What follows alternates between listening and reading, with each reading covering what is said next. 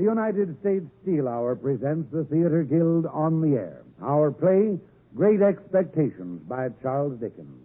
Our stars, Boris Karloff, Melville Cooper, Margaret Phillips, Tom Helmore, and Estelle Winwood.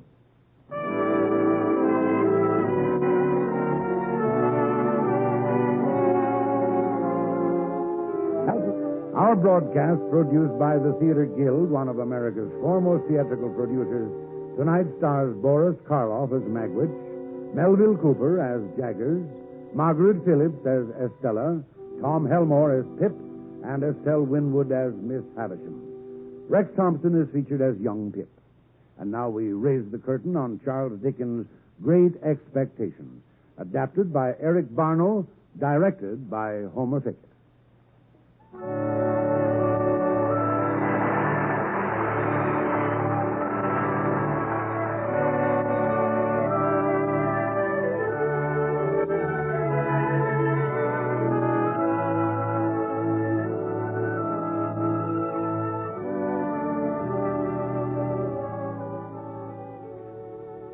My family name being Phillips, and my first name Phillips, the best my infant tongue could do with either name was Pip. So I came to be called Pip. I never saw my father or my mother, and my first fancies about them were unreasonably derived from their gravestones. The shape of the letters on my father's stone gave me an odd idea that he was a square, stout man with black hair, and from the slender letters of my mother's name, I pictured her as thin and fragile. I sometimes visited their grave, and I remember particularly one raw afternoon towards evening. Through the gathering dusk, I made my way alone past the marshland towards the graveyard, a bleak place, overgrown with nettles. From the sea, the wind was beginning to howl savagely, rattling the branches of the trees as though they were dead men's bones. And then, as I made my way uneasily among the graves, suddenly... Keep still! Keep still, you little devil, or I'll cut your throat. No, sir, no. Tell us your name, quick. Pip. Show me where you live. Point out the place. There, sir. Across those marshes. Let go of my neck, please, sir. Now, where's your mother? Right there, sir. With you? No, sir. She's over there, where it says, and Georgiana, wife of the above. You mean they're buried there? Your father and mother? Yes, sir. And who do you live with? With my sister, sir. Mrs. Joe Godfrey, wife of Joe Godfrey, the blacksmith. Blacksmith, eh? Now, look here. You know what a file is? Yes, sir. Then you get me a file to file these chains about me ankles. And you get me food, too. Yes, sir. And if you say a word of this to anyone, your heart and liver will be tore out and roasted and ate. There's a young man hidden with me, and in comparison with him, I'm an angel. A boy may lock his door, be warm in bed, but that young man will softly creep his way to him and tear him open. Now will you bring those things? Yes, sir. Say, heaven strike me dead if I don't. Heaven strike me dead if I don't. Now get off home.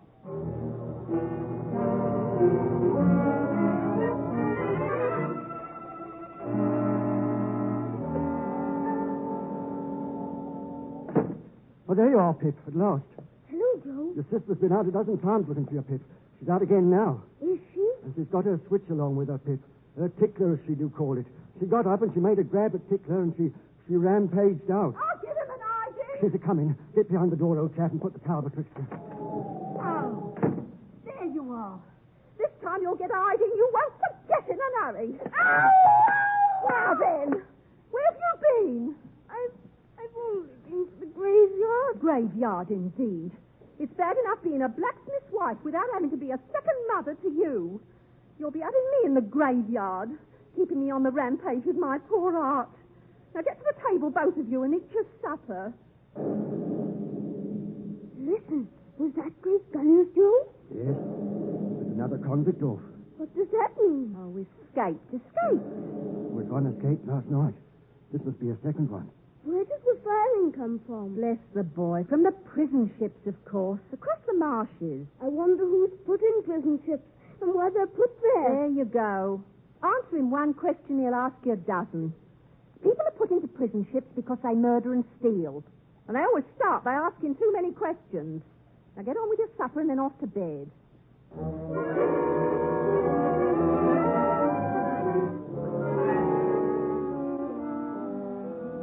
That night I hardly slept. Before dawn, I got up and tiptoed downstairs. I found a file, and in the pantry some brandy and a newly baked pork pie, and so started off once more to the graveyard by the marshes. At the entrance to the graveyard, a man suddenly started up and ran away, the chain rattling about his ankles. I noticed he had a large scar on his face, and I decided he was the young man my convict had mentioned.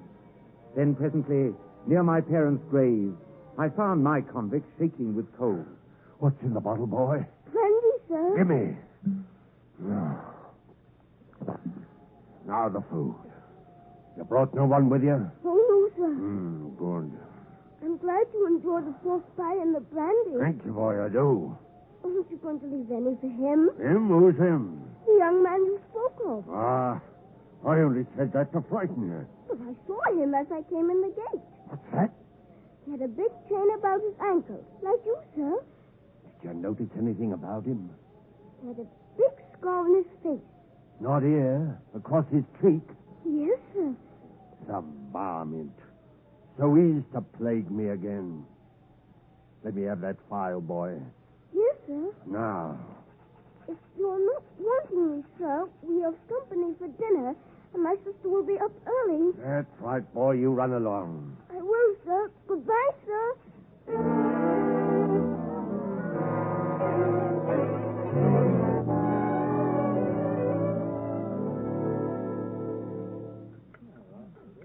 And now to finish up with, I want you all to taste my savoury pork pie. Just a minute and I'll bring it in. What's the matter, Pip? Why are you sinking down in your chair like that? Do you feel ill, Pip, old chap? I believe I do. Oh, too much to eat, Pip, old chap? No, I don't think so. It's gone! It's gone! What on earth? It's gone! The pork pie's gone. Stolen. But that's impossible. Pip? Pip, come here. Yes, ma'am. Look me in the eye. Pip, did you? Open up in the name of the king. Why, it's soldiers outside. Squad, at ease. You'll excuse this intrusion, ladies and gentlemen, but I'm on a chase in the name of the king. I want the blacksmith. Oh? And what might you want him for, pray? Mrs. Speaking for myself, I should reply, for the pleasure of his fine wife's acquaintance. Speaking for the king, I answer, a little job done. What can I do for you, Sergeant? I'm the blacksmith. The lock of these handcuffs goes wrong, blacksmith. Will you throw your eye over them? Gladly. They're wanted immediately for an escaped convict. You folks seen anything of him? Oh, no. He's been reported close hereby, near these marshes. Weren't there two that escaped? We've caught one, and he's told us where to find t'other. We'll have him presently. These handcuffs will be ready in a moment, Sergeant. Good. Then you'd best come with us, if you will, in case they give further trouble.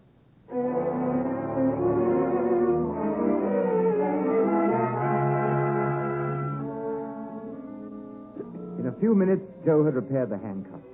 Then, as the men started off once more, Joe took me by the hand, and we followed, straight along the marshes. As we saw the soldiers close in on the graveyard, I felt sick. House in! Watch out! Oh, no, you don't. Don't try to get away. Hands up now! Oh, they've caught him. I'm afraid they have, Pip, old chap. And they're bringing him right this way. Oh, what a fearful-looking man he is, Pip, old chap. So he tried to buy his freedom again, did he? With my aid. Well, I could have got away if it hadn't been for the varmint. I could have made it for myself. Keep moving. Watch him closely. Wait. Hold on a minute. What are you stopping for? Keep him moving. Wait a minute. I wish to say something respecting this escape. It may prevent someone laying under suspicion because of me. What is it? I took some food from the blacksmith near the village over yonder. It was a dram of liquor and a pie. You happen to have missed such an article as a pie, blacksmith? My wife did the very moment you come in. Ah, so you're the blacksmith, are you? Then I'm sorry to say I ate your pie. Oh, you're welcome to it as far as ever it were mine. We don't know what you've done, but we wouldn't have you starved to death for it, poor miserable fellow creature. Would it, Pip? No, we wouldn't. Now, stand aside, please. Forward, march!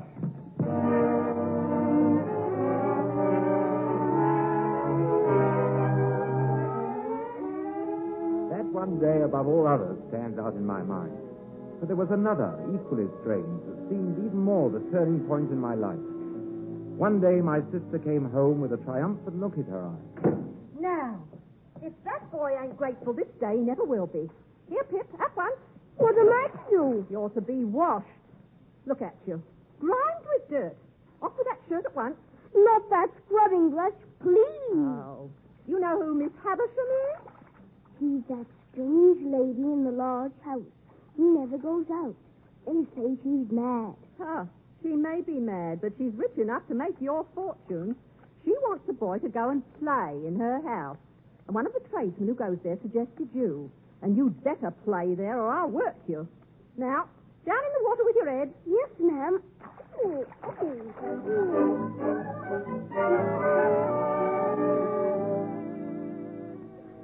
An hour later, I stood by the huge iron gate of the mysterious Havisham house. Most of the windows had been boarded up, and the grounds were overgrown with weeds. I rang the bell. A moment later, to my surprise, a young girl about my age came to the gate. What name? Pip. Quite right. Now follow me, boy. She led me through the weed-covered yard towards a side door. She was pretty and seemed very proud. Don't loiter, boy. No, miss. We entered a dark, musty hall lit only by a candle. She took up the candle and led the way along a passage and up a stairway. We passed several old clocks on the way, and I noticed that each one said 20 minutes to 9. I felt I should mention it. Your clocks have stopped. They should say 3 o'clock. Don't be ridiculous, boy. At last, in the hallway upstairs, we came to a halt. This door. After you, miss. Don't be silly. You're to go in alone. Go in. Yes, miss.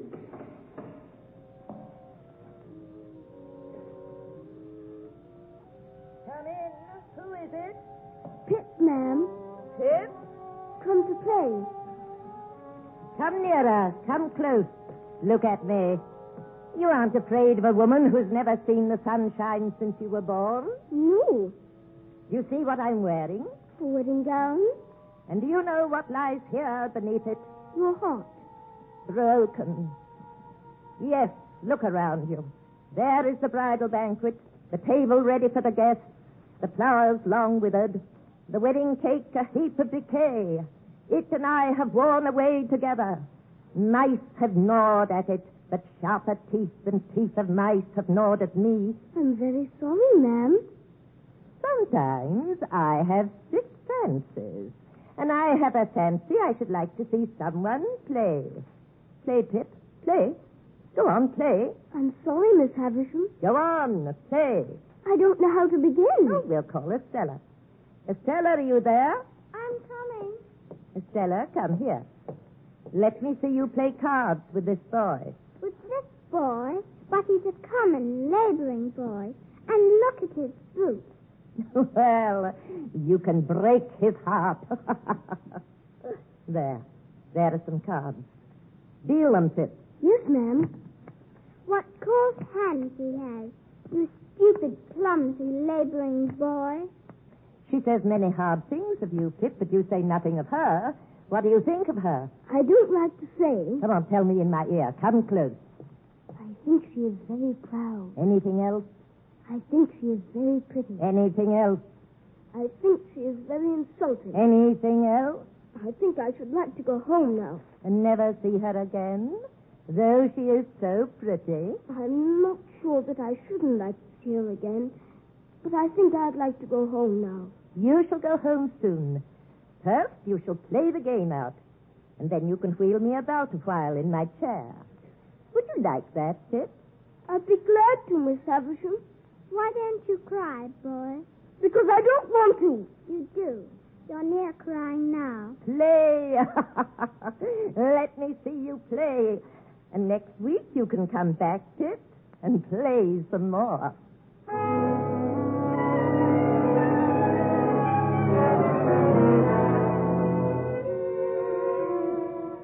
So began my weekly visits to Miss Havisham. And on each of those visits, I wheeled her in her chair and played cards with Estella. And each time, although Estella was as haughty as ever, I would go home and lie awake at night thinking of her. I would think what a low opinion she would have of Joe, a mere blacksmith.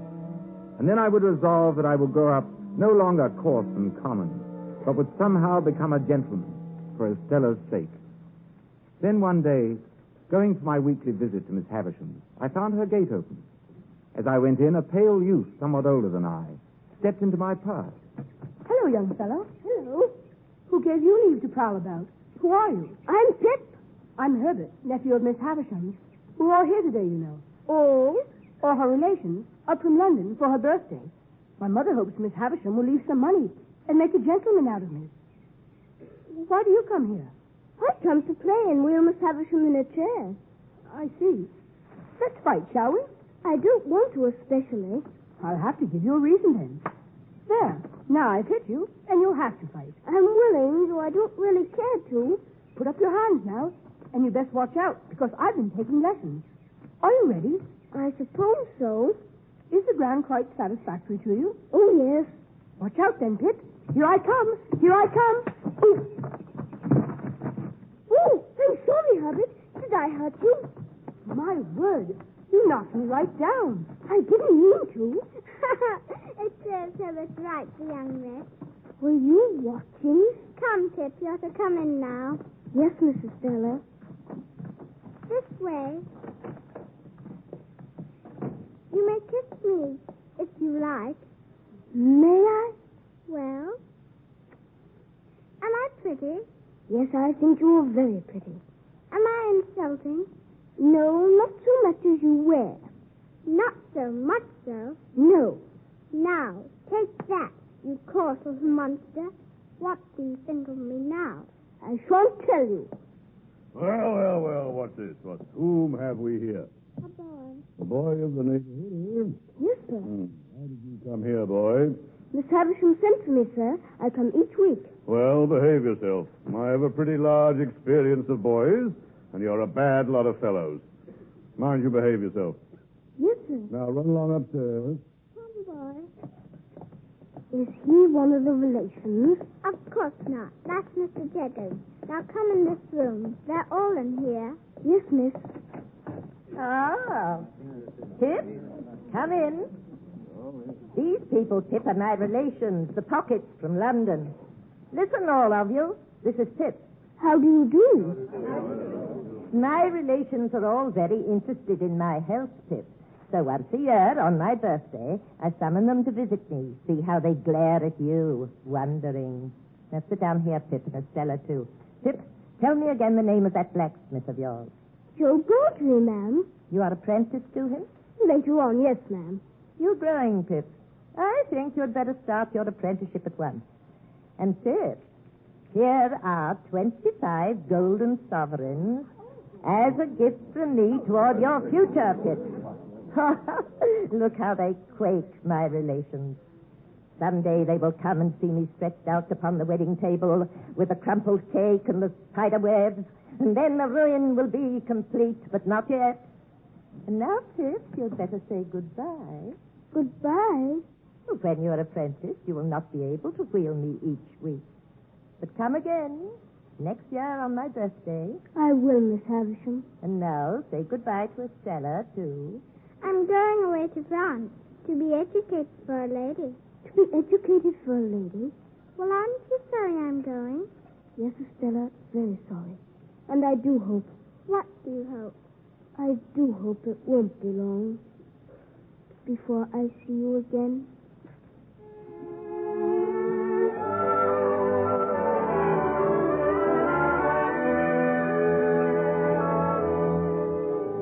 My boyhood had ended, and my life as a blacksmith began. Day after day, I stood beside Joe in the forge and worked and learned my trade.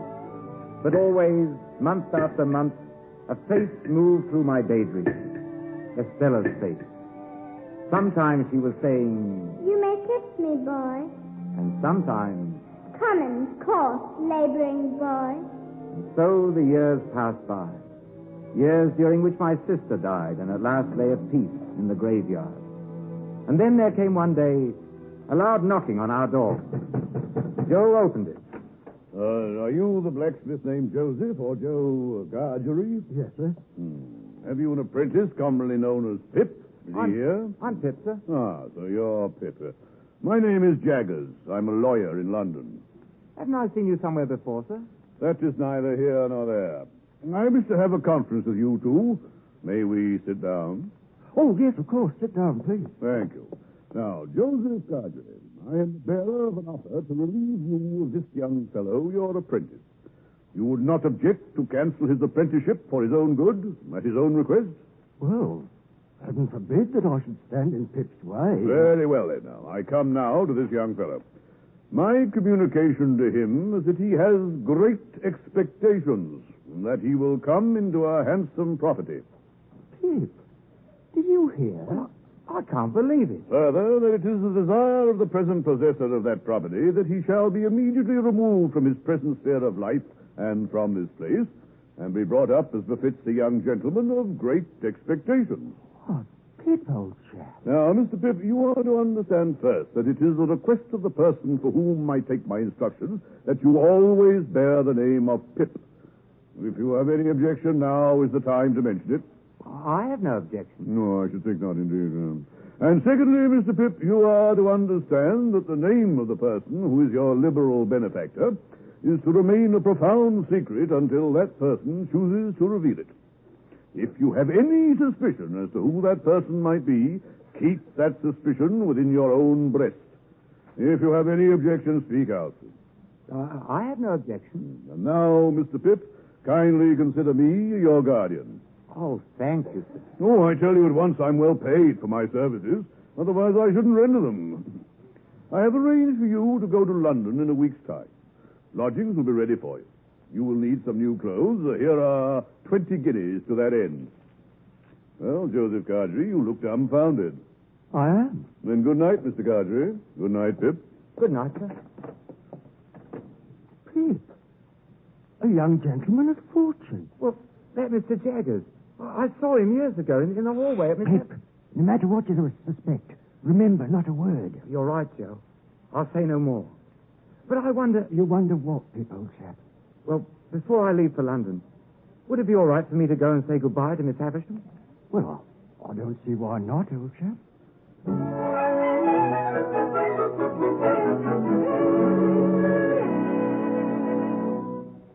Yes, this is a very gay figure, Pip. I've been buying some clothes. I start for London tomorrow, Miss Havisham. I thought you would kindly not mind my taking leave of you. Well, I've come into such a good fortune since I last saw you, Miss Havisham, and I'm so grateful for it. I've seen Mr. Jaggers, Pip. I've heard all about it. So, you go tomorrow? Yes, Miss Havisham. So, you're adopted by a rich person, Pip. Not named. No, Miss Havisham. And Mr. Jaggers is made your guardian? Yes, Miss Havisham. Is Estelle... Still abroad, prettier than ever, and admired by all who see her. You, too, have a promising career before you. Well, I'll try to deserve it, Miss Havisham. You will always keep the name of Pip, you know. Oh, yes, Miss Havisham. Goodbye, Pip. Goodbye. And good luck.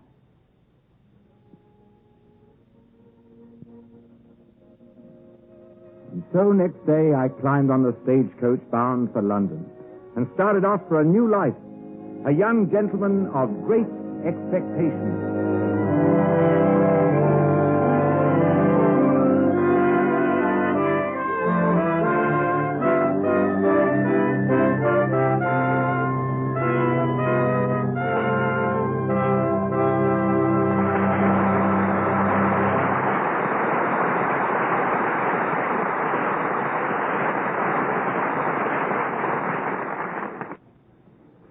You are listening to the Theater Guild on the Air, presented by the United States Steel Corporation.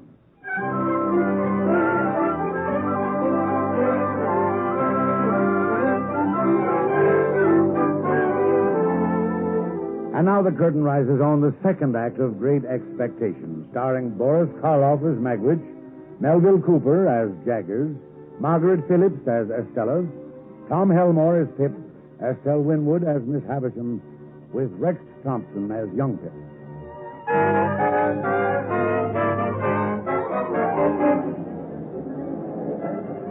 In London, one of my first vivid impressions was from the window of Mr. Jaggers' office. A huge crowd was gathered outside. Stay and watch if you like, Pip. It's not a pretty sight. Well, what are they going to do? They're setting up the gallows. A man is about to be hanged. One of our clients whom we failed to have acquitted. It sometimes happens. Was he guilty? I never make up my mind unless the evidence is complete. Half the trouble in the world comes from people jumping to conclusions from incomplete evidence. Do you represent many criminals? You mean defendants accused of crime? Well, that's what I mean, naturally. Of course we do. Now, if you'd rather not watch that dismal sight, perhaps you'd better get on to your rooms. Yes, Mr. Jaggers. Here's the address written out. Now, you will share lodgings with Mr. Herbert Pocket, who will be your tutor and arrange for your lessons in dancing, fencing, and other traditional occupations of a gentleman. You will find him at this address. You will get funds each week from this office. Are there any questions? No, sir. Then goodbye and good luck, Mr. Pip.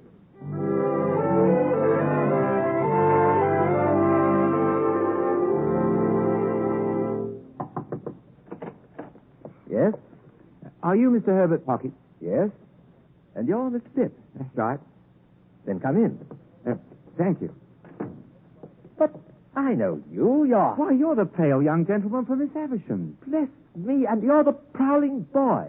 Why, the idea of it being you. Well, the idea of it being you. I hope you'll forgive me, Mr. Pip, for having knocked you about so that day.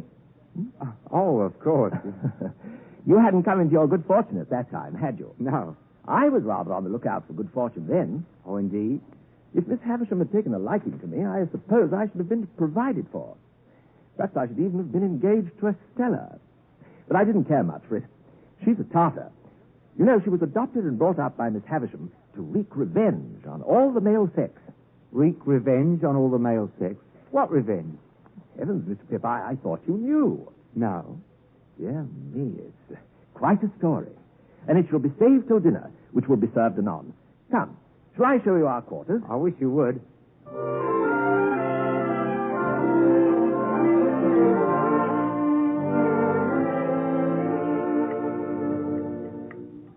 Herbert. Yes, my dear Pip. Well, as I've been brought up as a blacksmith, I take it a great kindness if during dinner you give me a hint where I go wrong in my manners. With pleasure. Though I should guess you need very few hints. Thank you very much. Now, please tell me more of Miss Havisham. Ah, yes, Miss Havisham.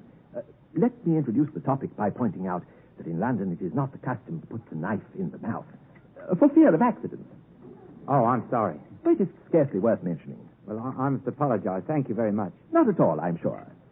Now, Miss Havisham was an heiress, and as you may well suppose, was looked upon as a great match. Well, one day there appeared upon the scene a certain man. Now, I never saw him, for this was 25 years ago, but he pursued her closely and professed to be devoted to her. And there's no doubt that she fell passionately in love with him, which brings me to the cruel part of the story. Merely breaking off to remark, dear Pip, that it is not usually considered necessary to fill the mouth to its utmost capacity. Oh, sorry. Oh, not at all, I'm sure. The marriage day was arranged. The wedding dresses were bought. The wedding guests were invited. The day came, but not the bridegroom. He wrote a letter. Which she received when she was dressing for her marriage at 20 minutes to 9? Exactly. So that was why she stopped the clock. Yes, she barred and shuttered the whole place as you've seen it, and has never since looked upon the light of day. Well, Herbert, you said that Estelle was not related to Miss Havisham, but only adopted. When was she adopted? Oh, Estelle has been there ever since I can remember. That's all I know, except that she is being groomed for the great revenge and is in time to descend upon London society. And now, let's change to brighter prospects. To London and a very, very future. To London and a merry future.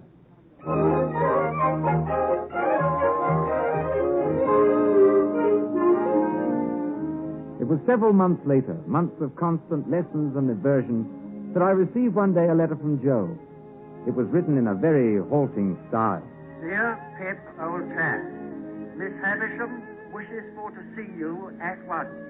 Come and stay at Forge as ever, Joe Godgery, blacksmith.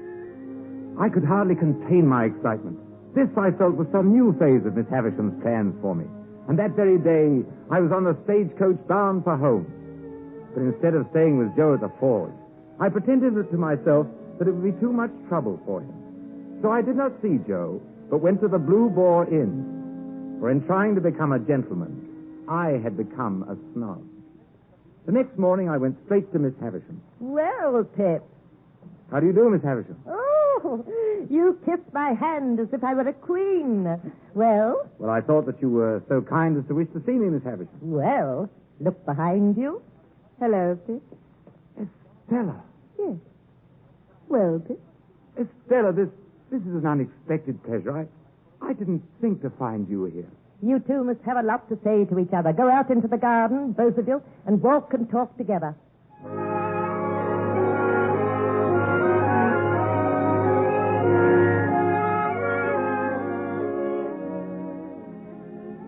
This garden holds so many memories for me. It was here by this side door that I hid and watched you fight that day. Yes, I remember. I must have been a strange little creature, but I enjoyed it very much. You rewarded me very much. Did I? Don't you remember? I remember I had great objections to your opponent. I took it ill that he should be brought here to pester me with his company. He and I are great friends now. Do you remember the first time I came here? The time you made me cry. Did I? I don't remember. Not remember that you made me cry. You meant nothing to me. Why should I remember? You must know, Pip, I have no heart. No one looking at you would believe that. Oh, I have a heart, of course, but you know what I mean. There's no sympathy there, no softness, no sentiment. If we are to be thrown much together, you had better believe that at once. And now perhaps we'd better go inside again, back to Miss Havisham. Very well, Estelle. Come on. Thank you. I'll bring the candle. Estella, I can't believe what you said just now about having no heart. Very well. It's been said, at any rate. I still can't believe it. Then remember how I was brought up in this dark house. And don't expect too much of me. But let's not shed tears for my cruelty today. See, there's Miss Havisham waiting for us at the head of the stairs. Well, Pip, is she beautiful, graceful, well-grown? Oh, yes, Miss Havisham. Do you admire her, Pip? Everyone must who sees her. She is going to London soon, and you shall meet her there. I shall be the happiest man in London, Miss Havisham. Love her if she favors you. Love her. If she tears your heart to pieces, love her. I adopted her to be loved. I developed her into a woman to be loved. Love her. Love her. Love her.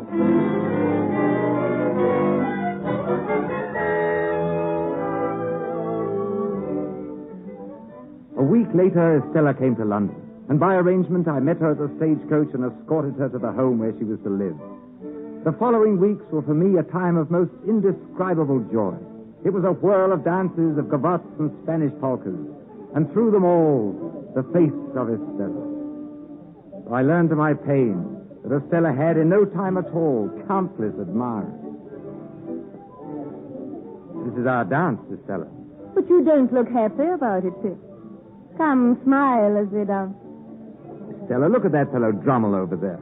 He never takes his eyes off you. Why should I look at him? Is there anything in Drummel I need to look at? That's what I want to ask you. He's been hovering about you for weeks. Moths and all sorts of ugly creatures hover about a lighted candle. Can the candle help it? Everybody dislikes him. There's nothing to recommend him but a long line of insufferable ancestors. Makes me wretched to see you encourage him. Does it? You give him looks and smiles you never give to me. Do you want me then to deceive and entrap you? Do you deceive and entrap him, Estella? Yes. And many others. All of them, but you.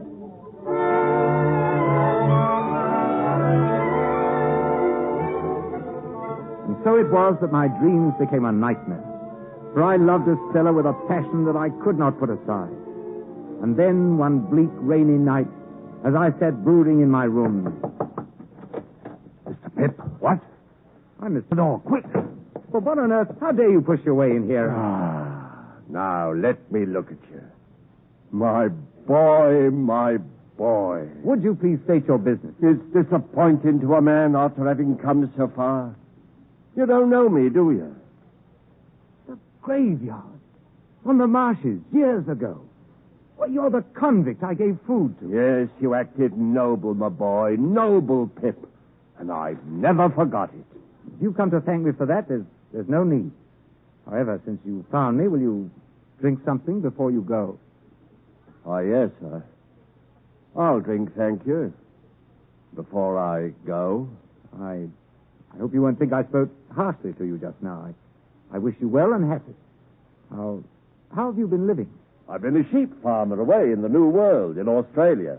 I hope you've done well. Oh, I done wonderful well. I'm famous for it. I'm very glad to hear it. I hope to hear you say that, dear boy, but you've done well, too, huh? Yes, I've done quite well. May I make so bold as to ask how you've done well? How? Aye. Well, I've been chosen to succeed to some property. By the mere varmid ask whose property? Well, I don't know. Could I make a guess at how you get your income? From a guardian, maybe. A lawyer. And as to the first letter of that lawyer's name now, would it be J? But how should you know? Yes, Pip. As the man who employed that lawyer whose name might be Jaggers, I wrote from Australia for your address. And though he warned me not to come, here I am. Pip, my dear boy, I've made a gentleman of you. You? But it was me what done it. I swore that time as sure as ever I earned a guinea, that guinea would go to you. Why, I'm your second father, Pip, and you're my son. But I'm so astonished. And how handsome you've grown. Is there a pair of bright eyes somewhere which you love the thought of? They shall be yours, dear boy, if money can buy 'em. But didn't you never think it might be me? No, never. Was there no one else? No. Who else should there be but me and Jagger? Well, where are you going to put me, boy? Put you... Aye, to sleep.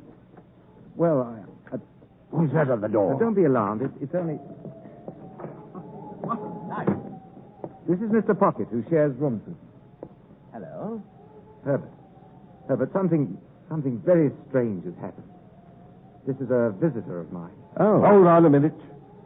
Whoever you are, hold up your right hand. My right hand? Let go of me, please. Now say, strike me dead on the spot if I spill a word. But I say... Do as he says, Herbert, I beg you.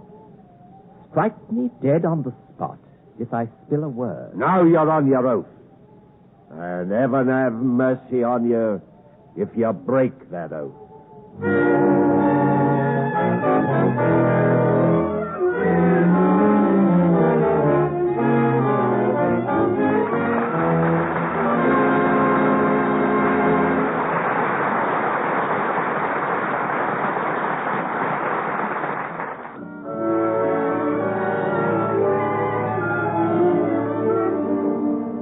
After the sudden return of the old convict, whose name I learned was Magwitch, I took the first stagecoach for home. There were things I had to ask Miss Havisham. But when I arrived, in the candlelight of the gloomy, cobwebbed room, I was surprised to find Estella there with... Hello, Pip. Hello, Estella. Miss Havisham.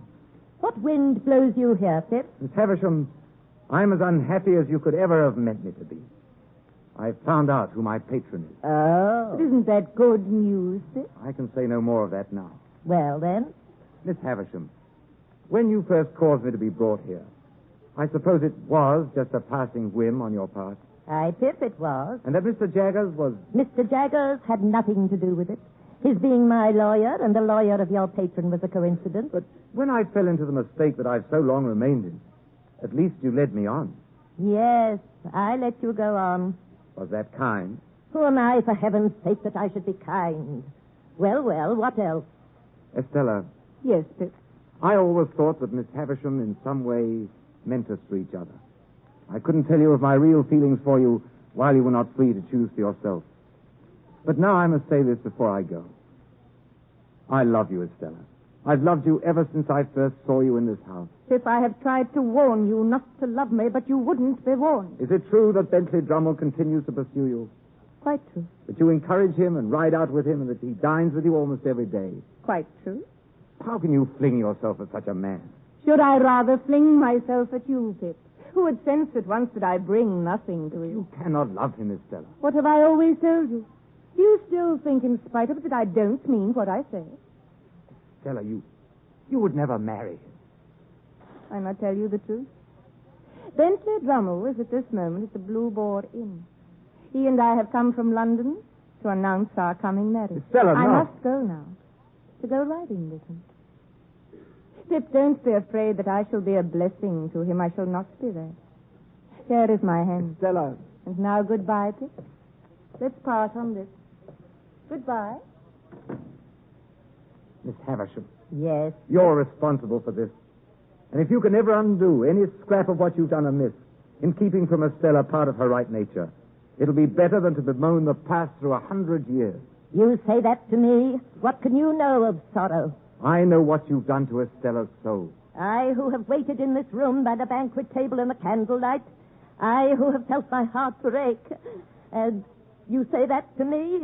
What do you know of sorrow? Here, take this candle and go. Havisham, take care, the candle. Go now, I tell you. The lace on your dress is touching the candle. Ah! Lie down, I'll try and smother it. Help! Help!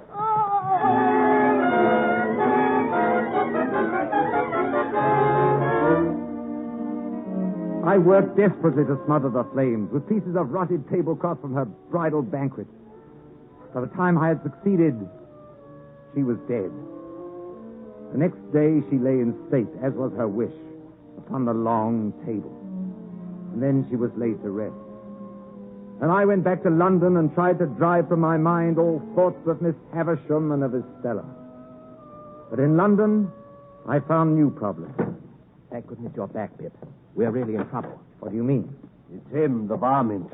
Who? You saw him at the graveyard, the man with the scar. Him? He turned informer then to save his own skin, and he'd do it again. We had warned him. It seems Mr. Magwitch here, years ago, was deported as a convict to Australia. By returning to England, he renders himself liable to, well, to the gallows. But that couldn't keep me from wanting to see my boy. But that's my terrible. own gentleman. What are we to do, Pip? Well, there's only one solution. We must get him abroad at once. Do you think we can? Pip? I'm sure we can. I'll go along with him until he's out of danger. He's a game one. My boy's a game one. Now, listen. Nearby at the dock, we can rent a small rowboat. Go on. On the first dark, moonless night, we three shall row far downriver to a point where the foreign packet ships must pass. And there at high tide, we shall wait.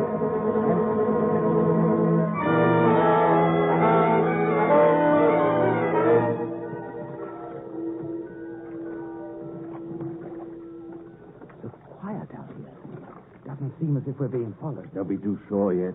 We left the house. I'm sure I saw a man at the corner, slipping off into the night. We'll keep moving. I'm glad it's so dark and misty. Ship ahoy! Do you suppose that was meant for us? I don't know. Keep rowing. What a gameman my boy turned out to be, huh? Tell me something. What, dear boy? What I did for you as a child was such a small thing. Why have you done so much for me? I had a child of my own once, Pip. A little girl. Its mother died.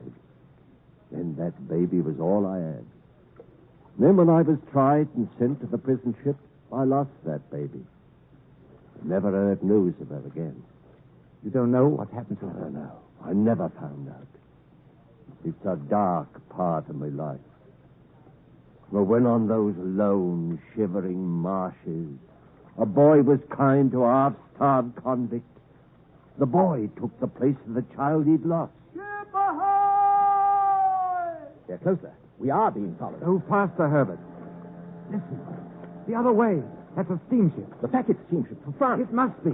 As fast as we can, Herbert. Make for that packet ship. Ahoy! You have an escaped convict in that rowboat there. I call upon him to surrender, and you to assist. Faster, Herbert. It's no use, boy. They're gaining on us. They have many oarsmen from the sound of it. If only we could reach that packet steamship first and get alongside.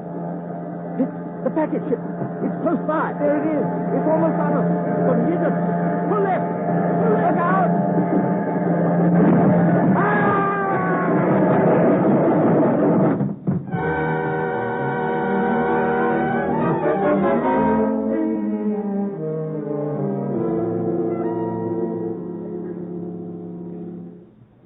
hope, Mr. Jaggers.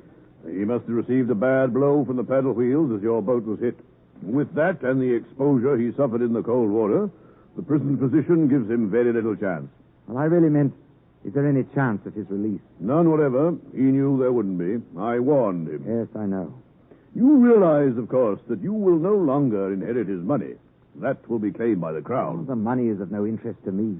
If you had been a blood relation, it might have been different. You mean, if he had a child, the money would go to the child? The money might go to the child. Mr. Jaggers, there was a child. So you think there was a child, do you? I know there was a child. And what's more, Mr. Jaggers, I believe you do, too. Sit down, Pip. I'm going to put a case to you, but I admit nothing. I understand. You admit nothing. Put the case that a man charged with a serious crime has a little child. I understand you perfectly.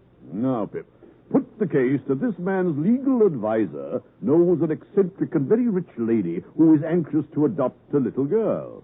You understand, Pip? I understand, but I can hardly believe it. Now, Pip, put the case of this legal advisor, who has often seen children tried at the criminal bar and known them to be habitually imprisoned, whipped, neglected, cast out, qualified in all ways for the hangman, and growing up to be hanged. Put the case that here was one pretty little girl out of the heap that could be saved. Did he do right, Pip? He did right. Ah. Does the girl know? She does not know. It would be best if she never knows. She has a claim to her father's property. The legal advisor must use his own judgment. Yes, I see. Now, as to her father, I will arrange for you to visit him at once in prison.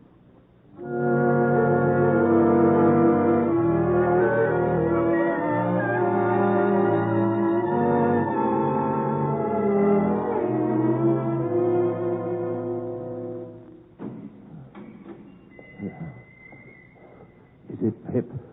Yes, it is I. Pip. God bless you. Are you in pain? Listen, I have something to tell you. Can you understand what I say? Yes. You had a child once whom you loved and lost. She lived and found powerful friends. She is a lady and very beautiful, and I love her. Glad.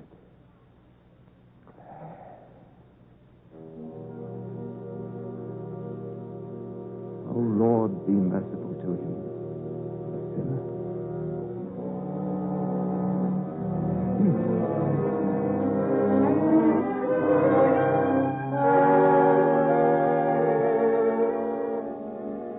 The old man died in my arms, and as I walked from the prison later that day, all the exhaustion and anguish of the past week seemed to bear down on me. And then the world seemed to lose focus. Flashes of light danced before my eyes. A sledgehammer pounded inside my head. And suddenly the world began to spin around and around.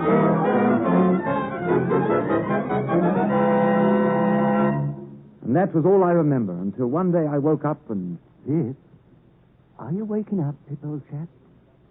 Joe. Is it you, Joe? Which it are, Pip, old chap? Joe. Where am I? You're at home. At the forge. I brought you home, dear old Pip, old chap. But what do you mean? Well, when I heard of what had happened to you and how you were ill, so to speak, I went to London and I brought you home. This'll always be your home, if you want it to be. Joe, you break my heart. Please don't be so good to me. Now, looky here, old chap. Ever the best of friends. Joe, how long have I been ill? Many, many weeks, Pip. Was it fretting for her that started all this, I mean to say, for the girl, Pip, old chap? Yes, perhaps it was, Joe. But that poor dream has all gone by. All gone by.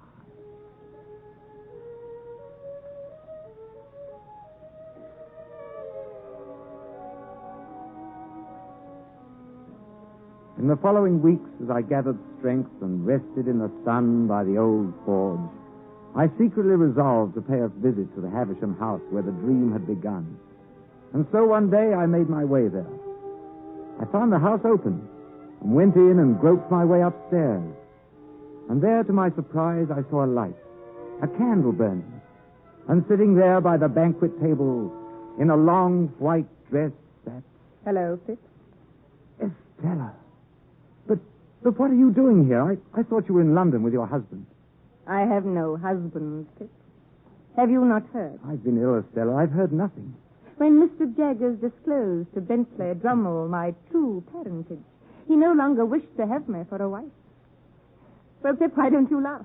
You have every right. I have no wish to laugh, Estella. I'm truly sorry. You've no need to pity me. It simplifies my life. There's now no need to sell the house. It is mine, and I shall live here. It fits the pattern of my life now, Pip. Away from the world and all its complications. Estella, how long have you been here? How many days or weeks? I don't know. Estella, you must leave this house at once. It's a dead house. Nothing can live here. Leave it, Estella, I beg of you. This is the house where I grew up. It's part of me. It's my home. It's Miss Havisham's home, but she's gone, Estella. From this house, from you, from both of us. She's not gone. She's still with me in this house. In this very room. She's here, Pip. Then I defy her. Look, I shall let in the sunlight. I shall tear away these ancient curtains. I shall open these windows. I shall smash away these shutters. Look, Estella, I'll let the sunlight in. Don't you see, Estella? The dust and decay will drive them away with sunlight. No, Pip. I've never stopped loving you, Estella, even when there seemed no hope for love. You're part of my very existence, part of myself. Estella, come with me out into the sunlight. Pip, I'm afraid. Look at me. We belong to each other, Estella. Let's start again. Together. Oh, Pip. Pip, darling.